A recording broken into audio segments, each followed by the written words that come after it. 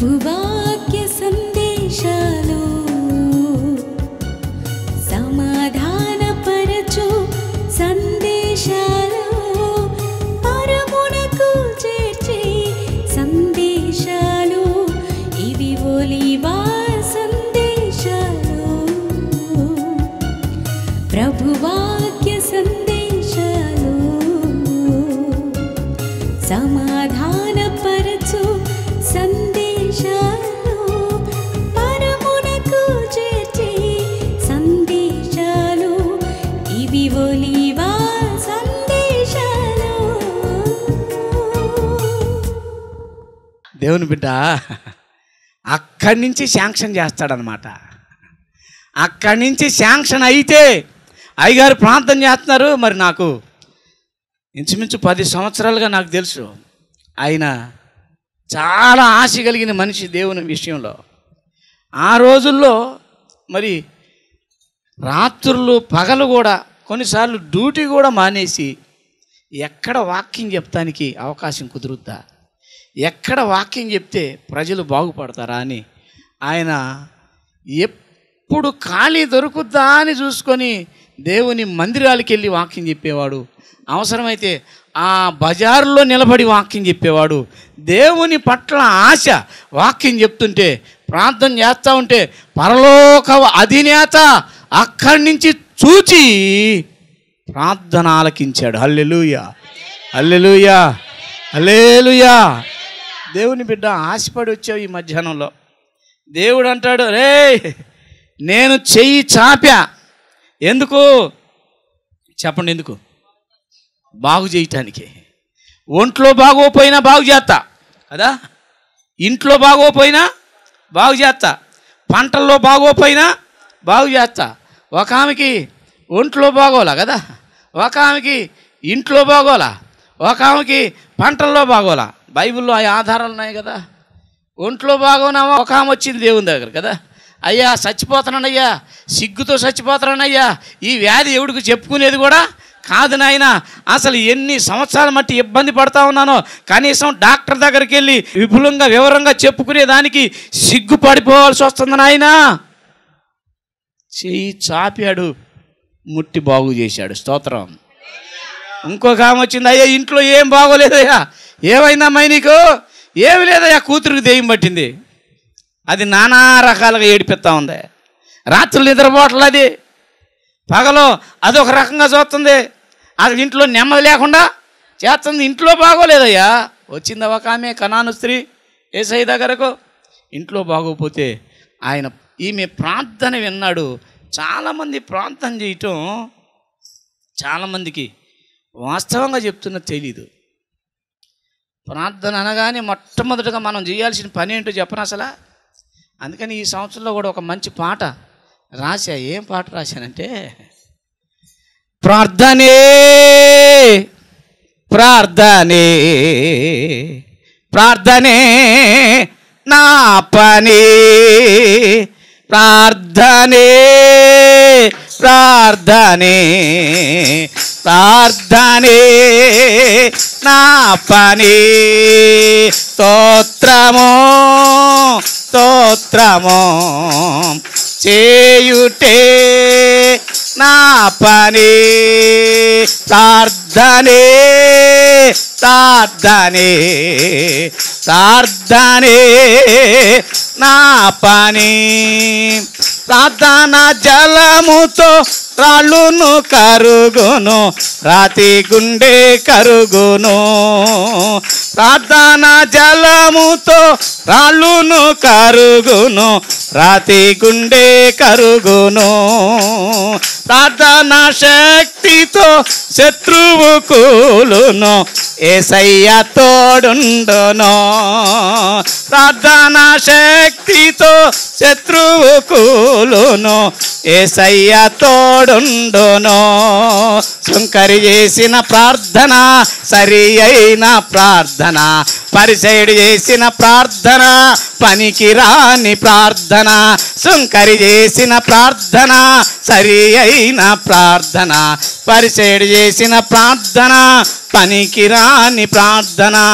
ఏ ప్రార్థన చేయుచున్నావు, ఏ ప్రార్థన కోరుచున్నావు? హల్లెలూయా. ప్రార్థన ఎందుకంటే తీసేసి రాయాల్సి వచ్చిందంటే, చాలామంది తీసేసినట్టుగా చేస్తున్నారు ప్రార్థన. చాలామంది తెలవట్లా. అసలుది ఉంటే అన్నీ వచ్చేస్తాయి కదా. ఒకడు హోటల్కి వెళ్ళాడంట. హోటల్కి వెళ్ళి 2 ఇడ్లీ ఇవ్వండి అన్నాడంట. ఆడు 2 ఇడ్లీ ఇచ్చి దాంతోపాటు తెల్ల చట్నీ వేసాడంట, ఎర్ర చట్నీ వేసాడంట, ఒక సాంబార్ గిన్నె పెట్టాడంట, నెయ్యి పోసాడంట, కారపొడి వేసాడంట, కూలింగ్ బాటిల్ పెట్టాడంట. వెళ్తా వెళ్తా ఆ నెత్తి మీద ప్యాన్ వేసి వెళ్ళాడంట. ఆడు అడిగింది ఏంటి? ఈడు అమ్మో ఇన్ని వచ్చేసినాయా అని వారం ఆగిన తర్వాత వెళ్ళి కూర్చొని, అయ్యా నాకు 2 ఇడ్లీ వద్దు కానీ తెల్ల చట్నీ, ఎర్ర చట్నీ, సాంబార్ డబ్బా, కూలింగ్ బాటిల్, కారపొడి, నెయ్యి వేసి నెత్తి మీద ప్యాన్ వేసి వెళ్ళానంట. పొళ్ళు రాలితే బయటికి వెళ్ళాను అంటాడు. ఇందాక అడక్కముందు అవన్నీ ఇచ్చాడు, ఇప్పుడు అడిగినా ఏమీ ఇవ్వట్లేదేంటి? ప్రార్థన అంటే ఎంతసేపు నాకు అదివో ఇదివో, ఇది చెయ్యి అది చెయ్యి. మన సేటు గారికి గనక లిస్టు రాసి ఇచ్చినట్టుగానే ఇచ్చేస్తాను. ఆయనకి తెలుసు అది ఇవ్వాలని, ఆయనకి తెలుసు ఇది ఇవ్వాలని, ఆయనకి తెలుసు పిల్లకి పెళ్లి చేయాలని, ఆయనకి తెలుసు నీకు ఉద్యోగం ఇవ్వాలని. మొట్టమొదటిగా నీ దోషము, నీ అపరాధము, ఇదిగో అరికాలు మొదలుకొని నడి ఎత్తి వరకు ప్రతివాడు ఘోరమైన వ్యాధి కలిగి ఉన్నాడు. ఈ వ్యాధి నుంచి బాగుపడాలి, ఈ పాప రోగం నుంచి బయటికి పడాలి. అప్పుడు వాడికి అవన్నీ వచ్చేస్తాయి. ఇది కొట్టేస్తున్నారు ముందు. అందుకని సుంకరి చేసిన ప్రార్థన సరైన ప్రార్థన అని రాసింది భక్తుడు. అందుకే ప్రార్థనకు వచ్చినా పాటలు పాడినా పరిసయ్య సుంకరి ప్రార్థన వేరుగా, కొందరు హెచ్చని కొందరు తక్కువని లోబడక ప్రార్థనలు చేతురు, మరి వారేలా నీతిమంతులౌదురు. లోబడక ప్రార్థనలు చేతురు, మరి వారేలా నీతిమంతులౌదురు.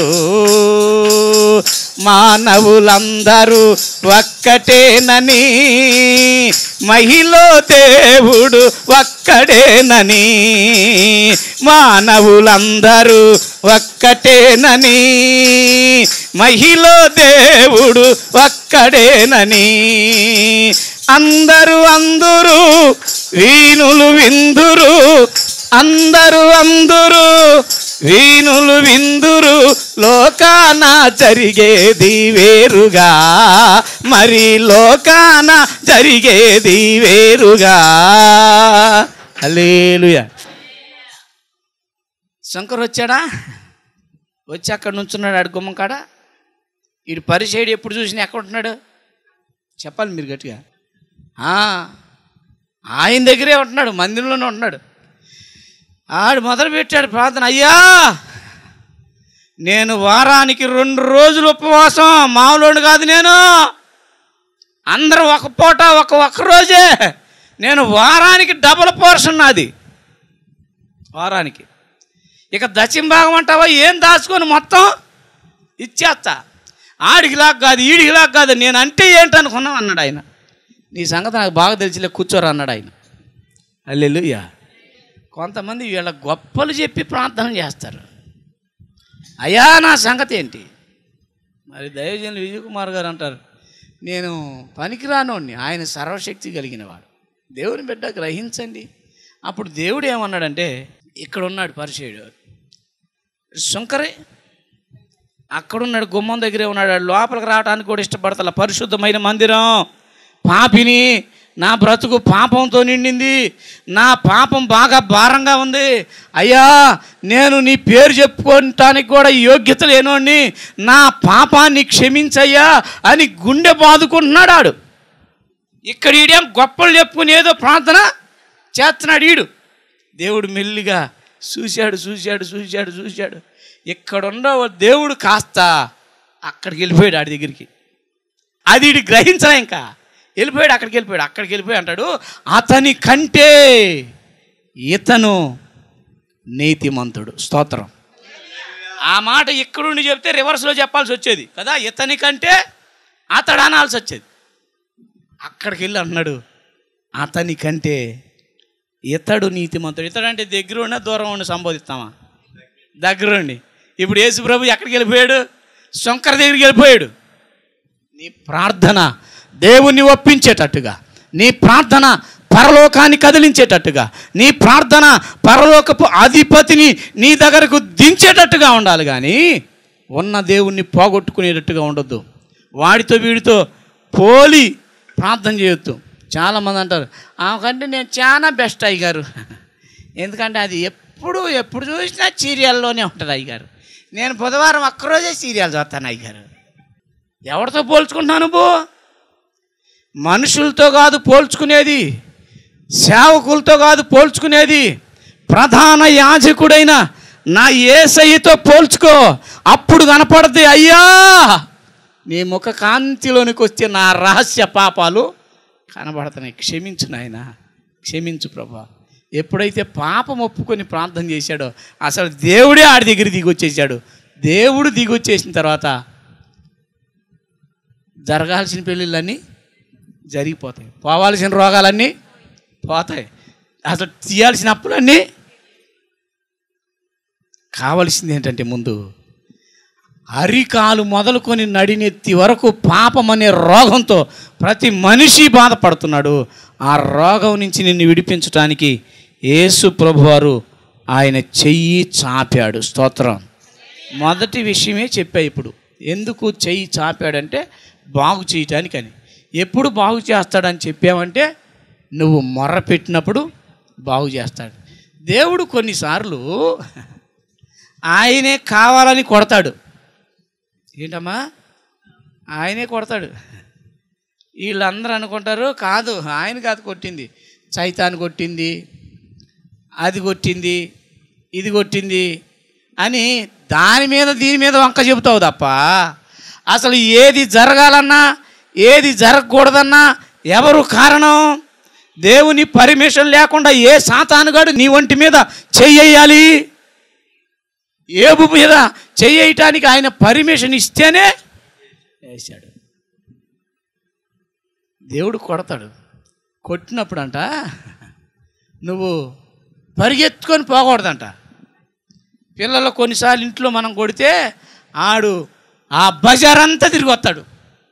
అమ్మో నాయన మా అమ్మ కొడుతుంది, మా నాన్న కొడుతున్నాడు. అప్పుడు ఇంకా కడుపు మండుద్దేమో కదా, ఇంకా 4 గుద్దులు ఎక్కువ గొద్దాలనిపిస్తుంది. ఒక్కొక్క పిల్లోడు ఇంట్లో పడి అలాగే ఏడుస్తూ ఉంటాడు. వాడిని చూసి ఆ తల్లి జాలి పడుతుంది. హల్లెలూయా. ఆ వాక్యం కూడా చదువుతాను, చదివి ముగిచ్చేస్తాను. యెషయా గ్రంథం 19వ అధ్యాయంలో యెహోవా వారిని కొట్టెను, వారిని కొట్టినప్పుడు వారు యెహోవా తట్టు తిరిగారు, అప్పుడు నేను వాళ్ళని బాగు చేశాను అంటాడు. 19వ అధ్యాయం యెషయా గ్రంథం 22వ వాక్యం నుంచి చదువుదాం.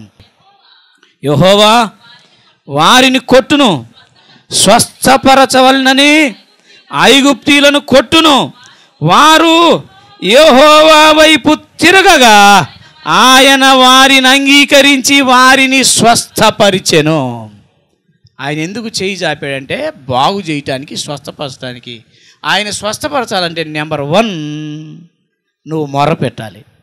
నెంబర్ 2 ఆయనే కొడతాడు. అప్పుడప్పుడు పిల్లల్ని ఎందుకు కొడతాం మనం? బుద్ధి వస్తుందని, కొంచెం బుద్ధి తెచ్చుకుంటాడని, ఏ తప్పు చేశాడో దాన్ని దిద్దుకుంటాడని. అవునా? దేవుడు కూడా కొడతాడంట మనల్ని. అప్పుడు కొట్టినప్పుడు ఏం చేయాలంట మనం? ఆడి దగ్గరికి ఈడి దగ్గరికి పరిగెత్తం కాదు, ఆడికి ఈడికి చెప్పటం కాదు. ఏదన్నా జరగగానే ఇళ్ళమ్మట వెళ్ళిపోతారు, కళ్ళమ్మట నీళ్ళు ఇళ్ళమ్మట తిరిగి వస్తాయి.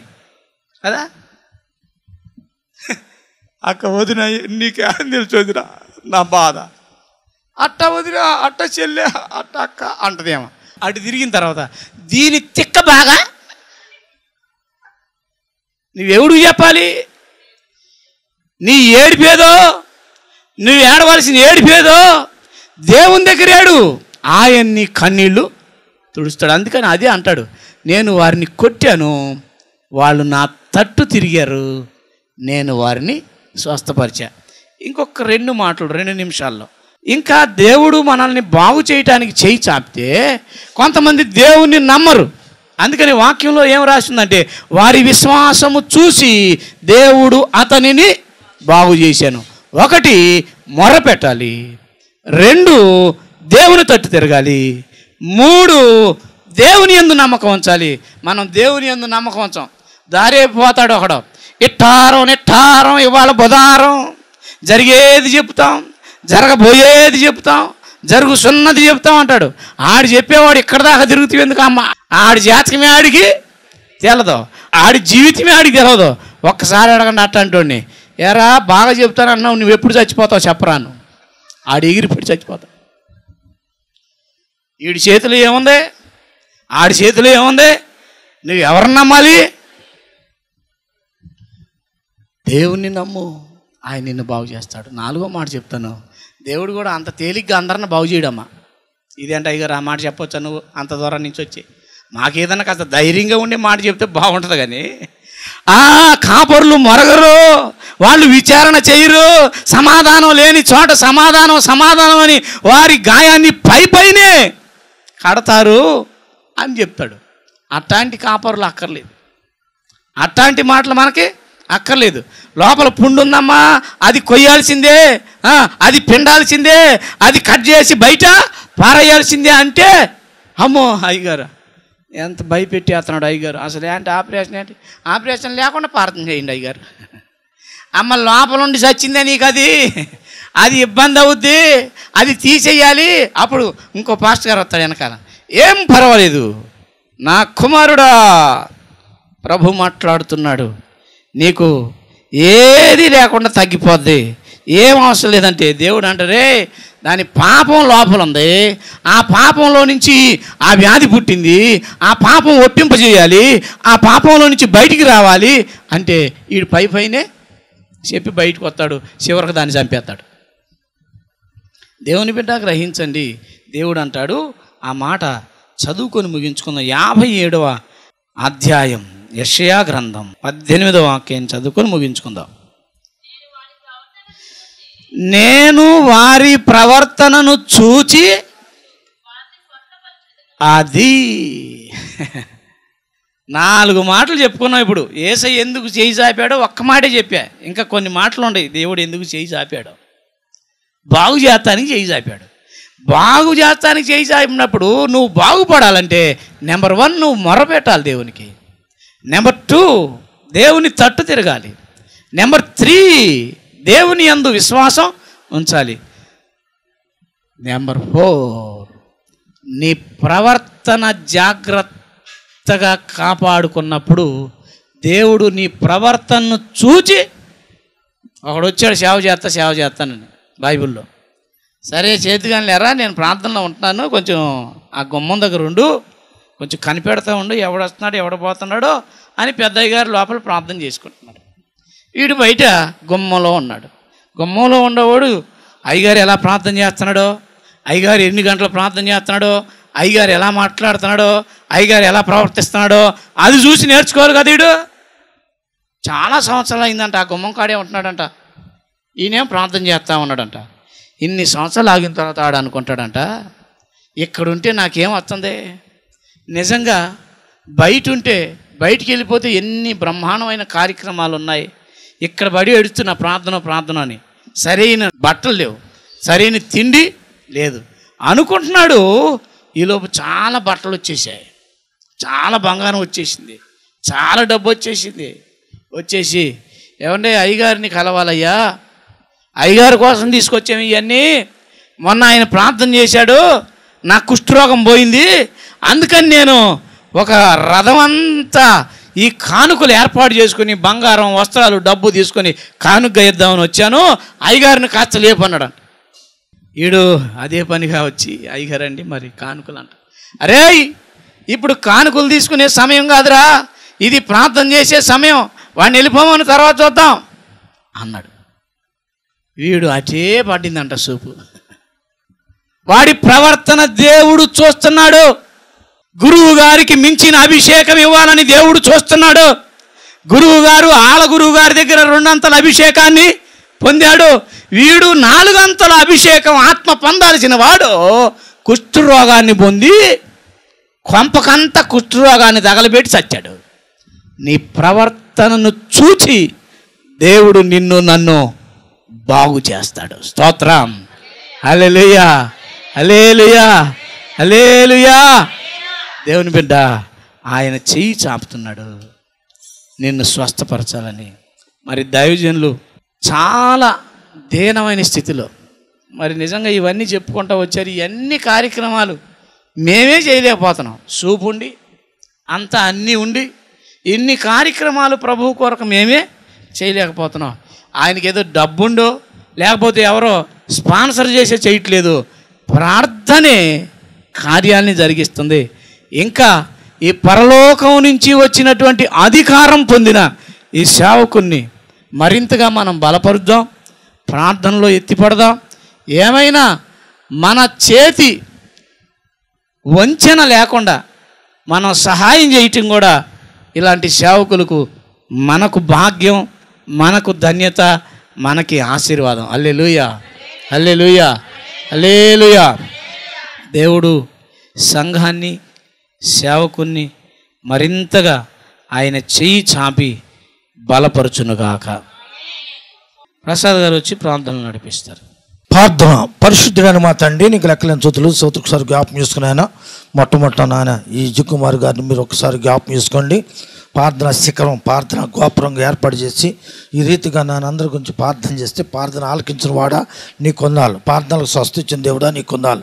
ఇవాళ వానపాల నుంచి జిగ్గుమారు గారిని పిలిచి ఈ రీతిగా నేను స్తుతిస్తాకి, ఈ రీతిగా నేను కనపరుస్తాకి యేసుక్రీస్తు వారు మన దగ్గర రావాలంటే, మనల్ని ముట్టుకోవాలంటే చేయి చాపి మన కోసం ఎదురు చూస్తున్నాడు. కాబట్టి దానికి ఏ రీతిగా ఉంటే మన దగ్గరికి వచ్చి మన చేయి చాపుతాడు. దాని గురించి హెచ్చరించాడు నాయన నీ కొందాలు. నీ బిడ్డ హెచ్చరించిన ఆత్మను నాన్న మీకు నాయన తెలుసుకున్న ప్రతి బిడ్డ మీద ఆత్మను ఉంచమని ప్రార్థన చేస్తున్నా. ఏ బాధతో బాధ, ఏ రోగంతో బాధపడుతున్నారో నానా బిడ్డలతో మీరు మాట్లాడండి.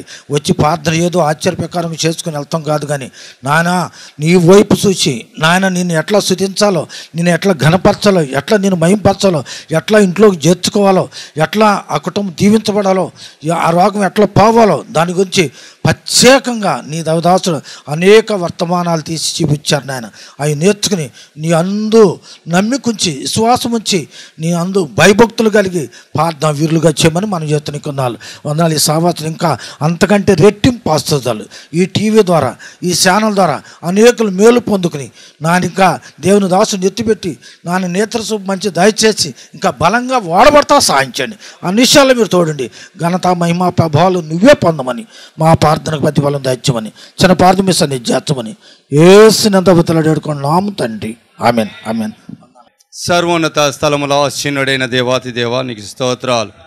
ఇదిగో ప్రభువా, నీ దీన దాసుని ప్రభువా నిలబెట్టుకొని, వానపాములు విజయకుమారయ్య గారిని నిలబెట్టుకుని ప్రభువా చక్కటి మాటలు ప్రభువా 4 మాటలు మీరు చెప్పారు. మీరు చేయి జాపి ఆకాశము నుంచి భూమి మీద ఉన్న ఎక్కడ ఉన్నప్పటికీ, ఎచ్చట ఉన్నప్పటికీ నాయనా, పేతురు రాసిన 1వ పత్రిక 2వ అధ్యాయం 24వ వచనాలు చివరి మాట, నేను పొందిన గాయాల ద్వారా మీకు స్వస్థత కలుగునని ఇచ్చిన వాగ్దానాన్ని మీరు ఈ రోజులలో ఈ ఒలివ ప్రార్థన శిబిరం నుంచి చేస్తున్న ప్రతి ప్రార్థన మీరు ఆలకించి, ఏ వ్యక్తుల గురించి ప్రార్థన చేస్తున్నామో నా తండ్రి నా దేవా, ఆ వ్యక్తి పైన నీ హస్తము ఉంచి స్వస్థపరిచినందుకు మీకు వేలాది వందరములు స్తుతులు, స్తోత్రం స్తోత్రం స్తోత్రం స్తోత్రాలు నా ప్రభువా. మీరు హస్తము చాచాలి అంటే ప్రభువా, మొట్టమొదటిగా నీ బిడ్డలో ప్రార్థన జీవితము కలిగిన వారై ఉండాలని, వారు నీ తట్టు త్రిప్పబడిన వారై ఉండాలని నాయనా, వారి యొక్క పాప దోషములో నేను సన్నిధిలో ఒప్పుకోవాలని, వారు నాయన నీ యందు భయభక్తులు కలిగి జీవించాలని నాయన వారిని ప్రభా అప్పుడు వారిని ముట్టి వారిని స్వస్థపరచవని లేఖనాల ద్వారా నీ దాసునితో తేటగా మాట్లాడినందుకు నీకు వందనాలు, స్తుతులు, స్తోత్రము స్తోత్రము స్తోత్రాలు ప్రభువా.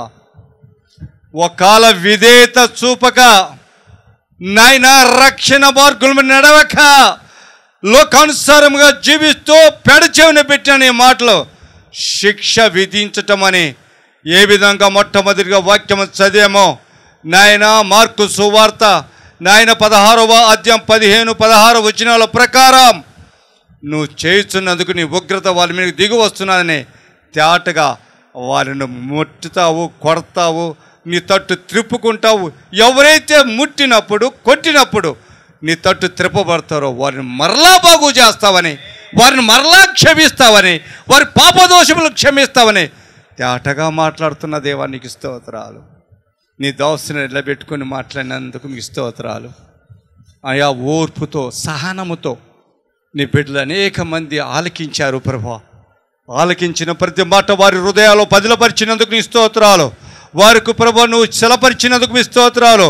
విశ్వాసంలో బలపరిచినందుకు మీ స్తోత్రాలు. అనేక మందికి మేలు జరుగుతున్నందుకు మీ స్తోత్రాలు ప్రభా. అనేక మందిని లేవనెత్తండి ఈ వాక్యము ద్వారా ప్రభా. అనేక మందిని బలపరచండి తండ్రి ఈ వాక్యము ద్వారా. గొప్ప కార్యము జరిగించి మేలు చేసి మీ నామానికి మీరు మహిమ తెచ్చుకోమని అల్లుపోయిన నన్ను కూడా ప్రేమించి ఈరోజు ఈ విధముగా ప్రభా ఈ యొక్క ప్రభా తండ్రి ప్రవచన టెలివిజన్ ప్రారంభించి ఈ టెలివిజన్ ద్వారా ఈ గుడివాడ పట్టణంలో ఉన్న 7 మండలాల ప్రజలకు, మచిలీపట్నంలో ఉన్న 12 మండలాల ప్రజలకు నాయన సువార్త ప్రకటిస్తూ యూట్యూబ్ ఛానళ్ళ ద్వారా ప్రభా సువార్త ప్రకటిస్తూ అనేక మందికి మేలు చేస్తున్నప్పుడు ఆ సంతోషమైన ఆ 2 సంవత్సరాలు పూర్తి అయిన శుభ సందర్భంలో ప్రభా ఈరోజు నీకు కృతజ్ఞతాస్తుతులు చెల్లిస్తున్నాను ప్రభా. నిన్ను మహిమపరుస్తున్నాను ప్రభా. నిన్ను గణపరుస్తున్నాను నీ ప్రజల ఎదుట. నా దేవుడు నాకు తోడే ఉన్నాడని ప్రభా నాయన సాటి చెప్తానికి కృప దయచేసినందుకు మీ స్తోత్రాలు. ఈ కోడికను మీరు బహుగా దీవించి ఆశీర్వదించిన దేవా మీకు వందనాలు. ఈ ప్రవచన టెలివిజన్ వారిని దీవించి ఆశీర్వదించండి. వారి గ్రూప్ను ఆశీర్వదించండి. ఆ యొక్క కిరణ్ గాంధీ గారిని వారి యొక్క స్థానానికి సంబంధించిన ప్రతి ఒక్క సిబ్బందిని దీవించి ఆశీర్వదించండి. నాయన నీ దాసుని ప్రేమించి ఇంకా మంచిగా ప్రభా సువార్త అందించగలిగిన సౌకర్యాలకు అనుగ్రహించలాగా కృపద ఇచ్చేయండి.